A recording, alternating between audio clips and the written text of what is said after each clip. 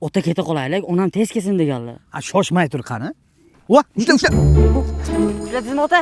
Ha, Ey mehribon dor yurak qo'rqmas inson, meni qo'yib yubor. Ota kimni aytibdi bu? onangni erini aytibdi. Ha, mana aytibdi. Siz do'yura qo'rqmasmasiz, siz onamdan qo'rqasiz-ku. Tur yo'qola.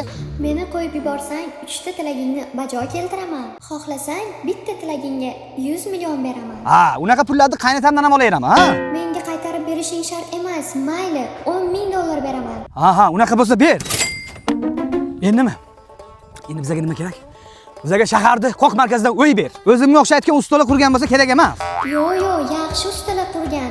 Sement bilan armaturani ayamasdan ishlatishgan. Ha, bo'lmasa mayli. Keta qolaylik ota, hozir onam o'zimiz baliq qilib qavurgaylik. 3-tilak.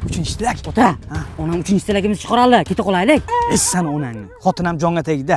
Baliqjon, shu xotinimni mendan qo'rqadigan qilib bergin, meni gapimga kiradigan qilib bergin, shuni iloji bormi? Bo'ldi, uyingga boraver. Endi xotining yax desang qo'lingga qonadigan bo'ldi. Zo'r-ku. Yomon yaxladim, ey.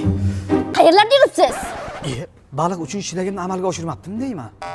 Nima deyapsiz? Xotin, oltin baliq tutib oldim, 3 ta tilak aytdim. Nima qilay? Tilagingizni boshimga uramanmi?